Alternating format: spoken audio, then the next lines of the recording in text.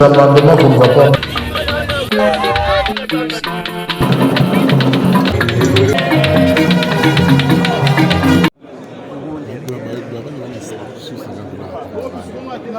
La loi prévoit que le contrat de bail doit être déclaré, déposé auprès des services compétents de l'État. Nous sommes Kinois une fois de plus. Nous pouvons se rendre compte combien de bailleurs, combien de locataires déposent ces contrats. Bref, la relation entre bailleurs et locataires, c'est une relation qui est mise en mal. Et il était important que nous puissions modifier certaines dispositions de cette loi et même ajouter comme nous venons de le faire. Quand on parlait des ajouts, qu'est-ce qu'on peut retenir exactement de ce que vous avez ajouté suite à la loi de 2009? Alors, ce que vous pouvez retenir en termes d'innovation, dans ma proposition de loi, nous avons proposé que désormais nous puissions disposer d'un permis de bail. C'est-à-dire qu'il ne suffit pas de construire ta maison. Dès que vous construisez votre maison et que vous décidez de mettre ça en location, vous devez obtenir un permis auprès de l'État qui permet à l'État de te contrôler, de t'identifier, mais également qui permet à l'État de faire tout ce qui est suivi en termes de paiement d'impôts. La ville de Kinshasa aujourd'hui, c'est une ville dont la population est estimée entre 17 à 20 millions d'habitants. Mais les foyers, on est entre 4 500 000 et 4 900 000.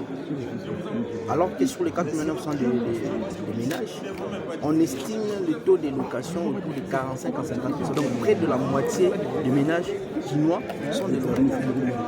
Imaginez que nous arrivons à identifier le bailleur, ce que nous pouvons mobiliser en termes de recettes en ce qui concerne l'impôt sur le revenu locatif. Nous avons intégré aussi une innovation, entre autres, la fixation et le paiement des loyers exclusivement en francs. Ça, c'est pour nous permettre de préserver le pouvoir d'achat.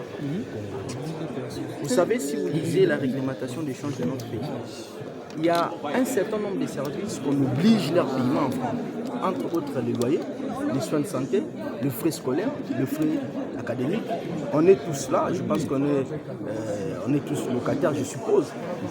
Mais combien payent les loyers en francs? Combien payent les soins de santé en francs? Combien payent les frais scolaires, les frais académiques en francs? Pour moi, je voulais que le loyer soit payé en francs congolais parce que c'est une question de souveraineté. Vous savez, le président, l'un des engagements du président, c'est entre autres préserver le pouvoir d'achat de la population.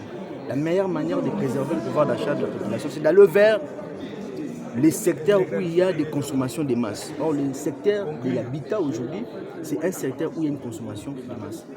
Bref, il y a pratiquement 12 innovations que nous avons intégrées dans l'actuelle proposition. Je n'ai cité que ces 2 innovations-là à titre d'exemple. Merci beaucoup.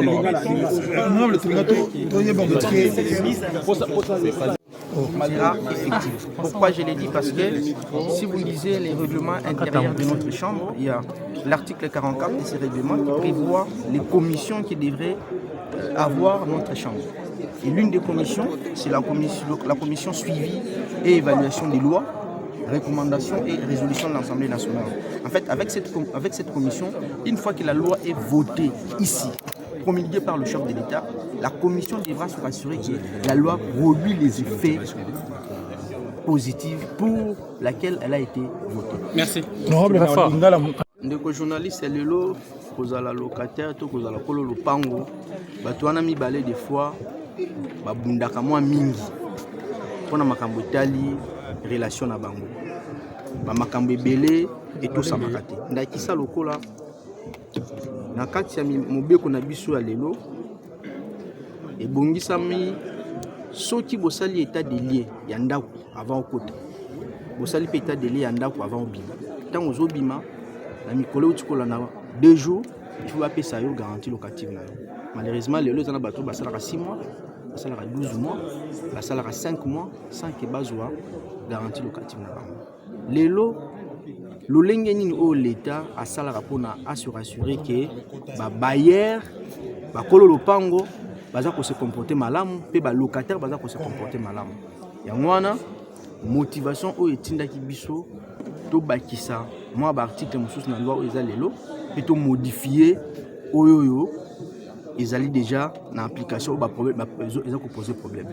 Eloko bakisi ezali nini par rapport ya loi existaki? Eloko tobakisi ya liboso tozali kosenga ete loyer efutamaka na franc congolais oyo ezali monnaie ya mboka na biso.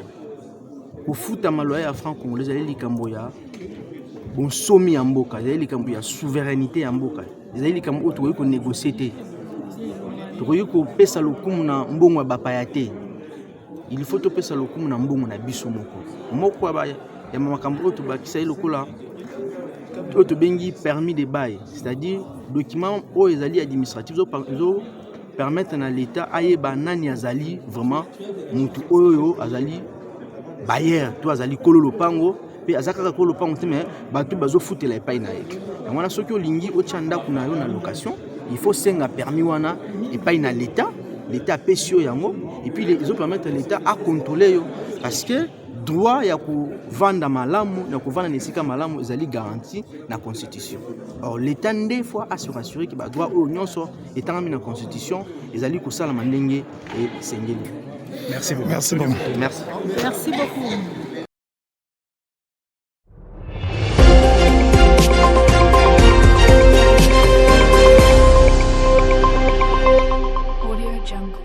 La production législative en cette session de mars dédiée à cet exercice ainsi qu'au contrôle parlementaire se porte bien à la chambre basse du Parlement que dirige le professeur Vital Kamerhe. L'examen et l'adoption de 2 propositions de loi le lundi 12 mai 2025 présentées par les députés nationaux Eyangamboyo Venance et Maombi Kachungo Sosten en est une preuve. Au cours de cette plénière conduite par le premier vice-président de la chambre basse du Parlement, Jean-Claude Chilombaye, la première loi à être portée devant l'Assemblée plénière était la proposition de loi portant principes fondamentaux relatifs à la pêche et l'aquaculture en RDC du député national Maombi Kachungo Sosten. Avec cette proposition de loi, l'auteur entend mettre à la disposition de la République un texte de loi qui cadre avec la situation actuelle, étant donné que la loi en vigueur date du décret du 21 avril 1937. 88 ans plus tard, une réforme de cette loi ainsi que la proposition d'une loi en ce qui concerne l'aquaculture s'impose afin de garantir à la population une sécurité et une stabilité alimentaire ainsi que nutritionnelle indispensables à leur survie.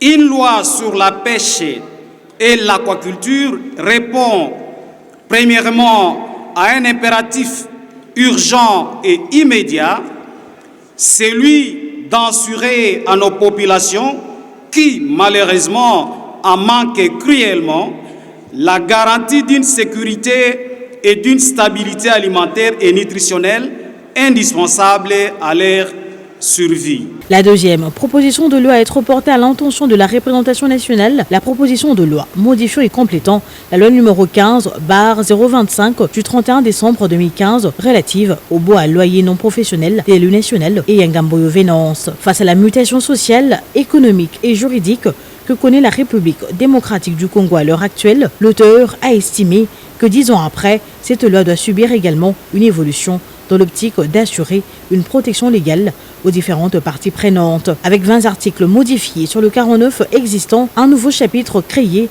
et 5 articles ajoutés, le porteur de la dite proposition de loi prône entre autres la fixation et le paiement du loyer en francs congolais ainsi que l'obligation de signer un contrat de bail devant le service de l'habitat. L'urbanisation sauvage et accélérée, les loyers exorbitants, la prolifération d'acteurs non régulés, la dollarisation systémique du marché locatif alors que le pouvoir d'achat des Congolais est mis à rythme par la volatilité monétaire, les expulsions sommaires des locataires, les pratiques informelles et les litiges récurrents, les cautions excessives, les hausses incontrôlées des loyers, l'absence de contrats formels témoignent aujourd'hui que le cadre légal actuel ne protège plus adéquatement les droits fondamentaux des parties.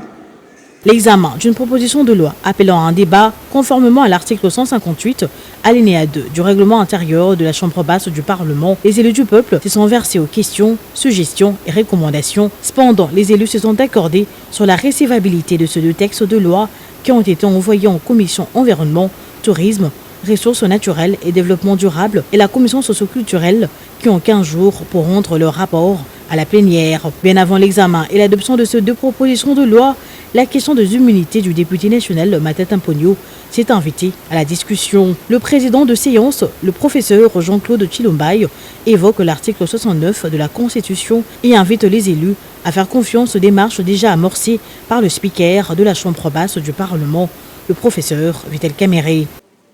L'immunité dont sont couverts les parlementaires ne s'élève jamais.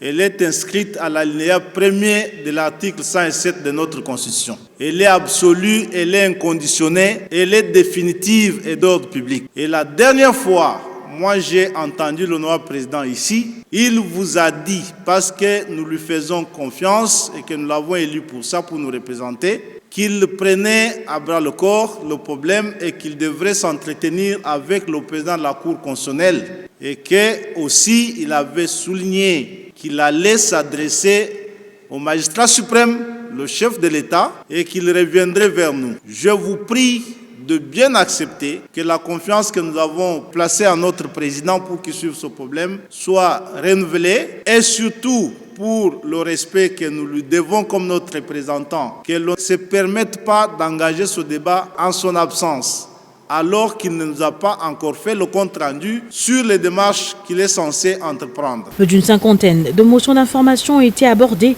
par les élus lors de cette séance plénière, évoquant la situation générale dans les provinces et particulièrement l'accident survenu le week-end dernier à Kassangolo, ainsi que le 109 morts de la pluie diluvienne qui s'est abattue à Fizi. À un mois de la clôture de la session ordinaire de mars, le rythme de plénière s'intensifie afin de respecter au mieux le calendrier voté par les élus pour ces 3 mois des sessions.